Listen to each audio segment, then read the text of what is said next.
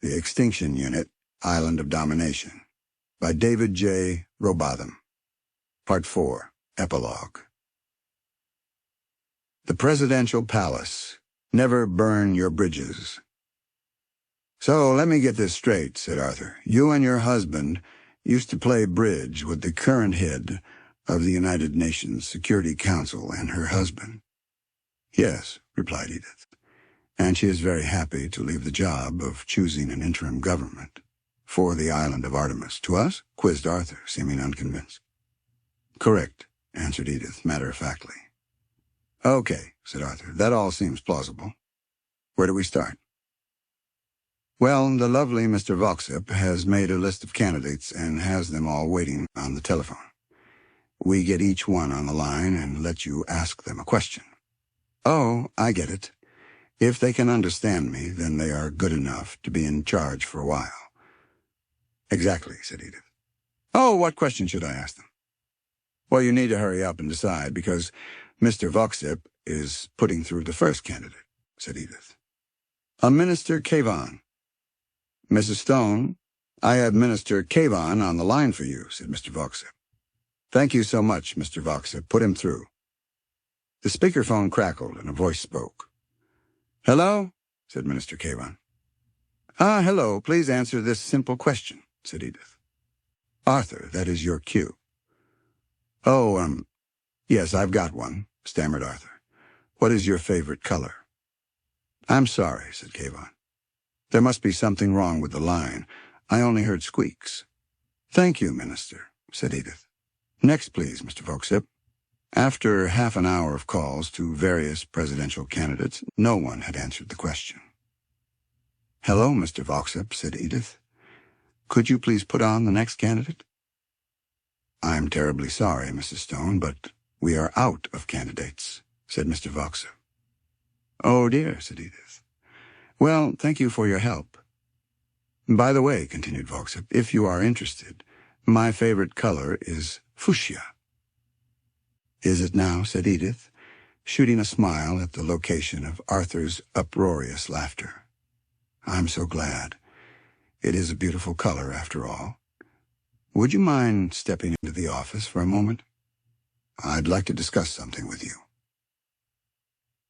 The compound. When? How? Oh. So you're telling me he still doesn't know, said Jean, as he helped Yosuke upload the contents of Nitop's laptop into the secure cloud of the United Nations Office of Legal Affairs.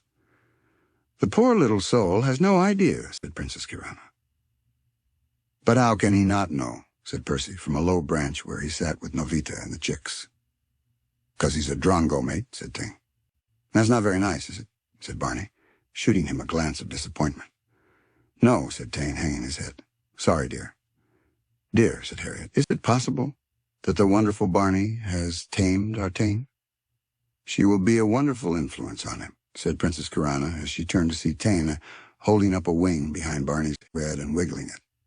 Barney, guffawed Rufus. Tane's wiggling his wing behind your head. What? Said Barney with a smile. I'll teach him. Tane shot up into the air and swooped back down. Rufus, he yelled. You snitch! I'll be in big trouble from Barney now, if she can catch me. Come on, boys, said Barney. I've got a laughing owl to re-extinct, and I need my owl police. The 4 owls took off and sped after Tang, who giggled into the distance. So, who is going to tell him, said Yosuke. There is only one person who can tell him, said Edith. You are right, of course, said Princess Kirana. Yosuke, please get Ella on the screen, and I will find our little Arthur. Now, where is that rodent? They all looked at the aluminium case. Princess Kirana moved forward to open it. Watch out, shouted Jean. Don't forget the knockout gas. You are forgetting 2 things, little pangolin, said Princess Kirana. Firstly, I am already dead. What's the other thing? Asked Jean. I have survived one of your farts, said Princess Kirana. Everyone laughed at the fact that their princess had said the word fart as she tore the lid off the case. They all looked down and saw Arthur swinging on his hammock, covered in seed husks and surrounded by empty nutritional supplement packets. "What?" he spluttered with a mouthful of crumbs. "Mungry."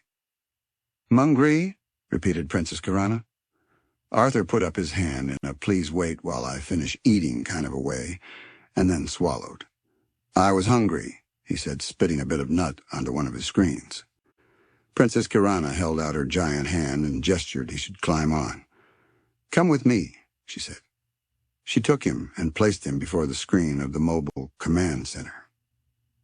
"Ella!" he yelled as he saw her smiling back at him. Percy and Novita swept quietly down from the branch. "I've missed you so much," said Arthur. "We've missed you too," said Ella. "I've ordered you a bigger-sized harness," said Arthur. "I don't need a bigger one now," said Ella. "The old one fits again." "That's brilliant. Have you been on a diet?" Jean rolled his eyes and looked at Percy. "A kind of a diet, yes," said Ella. "I really wish you'd come with us," continued Arthur. "It's been so much fun." "I really couldn't, Arthur. I had something very important I needed to do." "More important than being with me?" said Arthur with a protruding bottom lip. "Yes, Arthur. Even more important than you." Arthur leant into the screen and spoke quietly.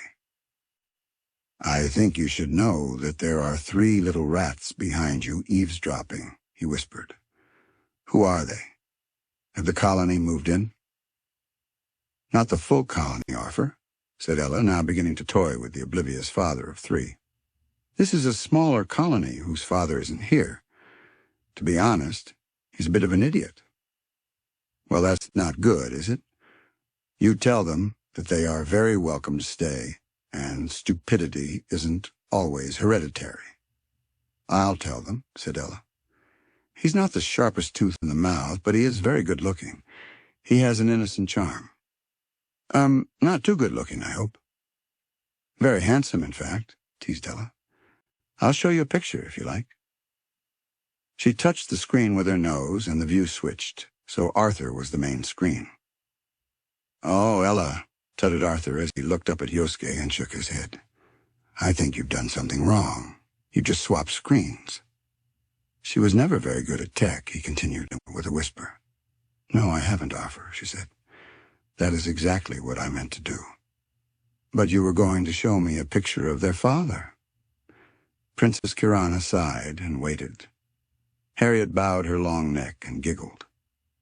Percy looked at Yosuke and shook his head. Taney flew down and settled on Harriet's shell. "Mate," he said in his Kiwi drawl, "dig deep and think." Arthur squinted and looked up and to the left, a sure sign with him that there was brain activity. "She couldn't come with her," said Percy. "The ill-fitting harness," said Yosuke. "The 3 beautiful babies behind Ella," urged Princess Kirana. "Okay," said Arthur, this time looking up and to the right, a sure sign that his brain was readying itself for a conclusion. "So let me go through the facts. You didn't come with us. Your harness didn't fit. And now it does fit. And there are 3 white with brown bits baby rats behind you. Hang on. I'm the only white with brown bits rat I know. That means I'm there, but how? When?" "Think, Arthur," said Ella. "Think hard." "Oh, now I remember when," smirked Arthur. "And I obviously know how." A huge smile beamed across his face. "Arthur," said Ella, "meet your children." "Whoa!" yelled Arthur. "I'm so happy. I wish you were here so I could give you all a huge hug." "Finally," said Jean, and he let out a long, toxic fart. "Oh, Jean," chorused everybody. "Phew, Jean," spluttered Arthur. "I'm now very glad the rest of my family are not here." The end of the end. But the beginning of the adventures.